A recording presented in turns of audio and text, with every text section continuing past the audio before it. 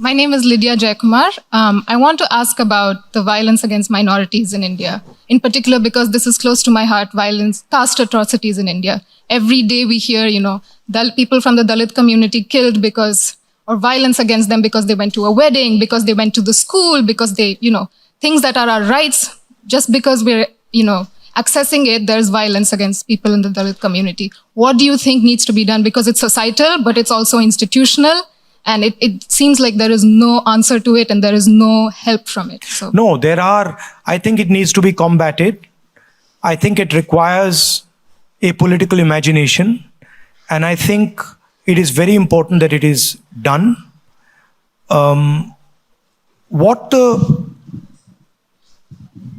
BJP and the RSS are trying to do, the heart of what they're trying to do, is trying to stop the expression, the participation of lower castes, other backward castes, tribals, and minority communities.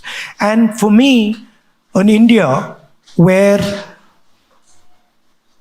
a Dalit person or a Muslim person, tribal person, upper caste person, anybody is being mistreated, is being attacked, is not the India I want.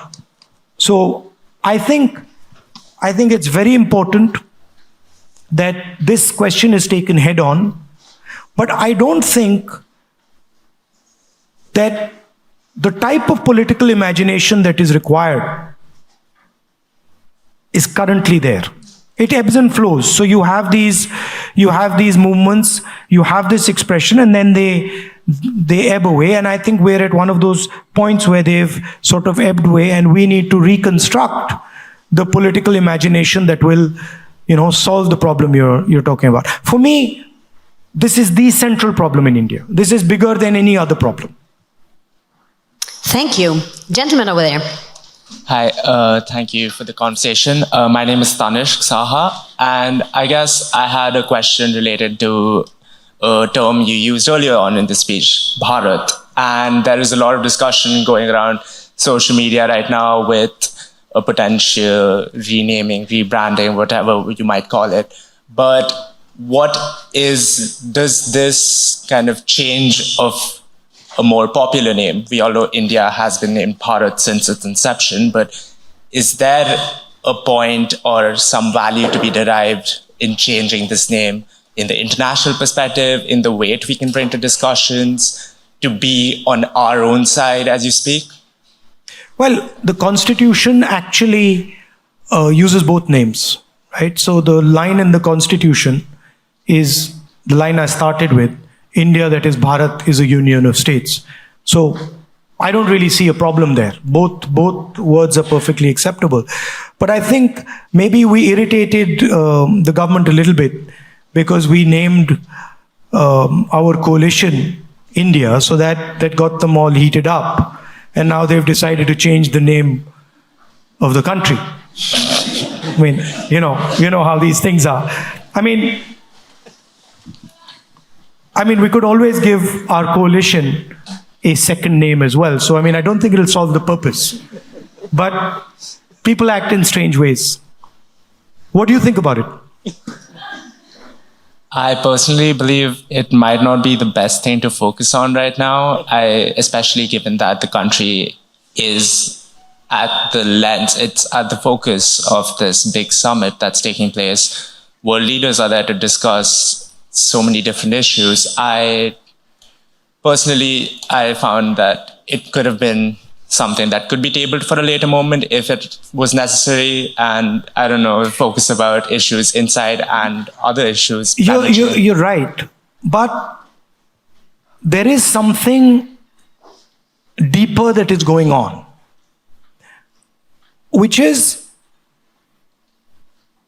that people who want to change the name of anything are basically trying to deny history, right? The fact of the matter is, whether we like it or we don't like it, we have a history. We were ruled by the British. We fought the British. We defeated the British, right? I'm sure the English don't like it, but English is spoken by more Indians than English people. It's our language, more than theirs. Right? And we speak it in our own way. We twist it and we turn it maybe in ways they don't like.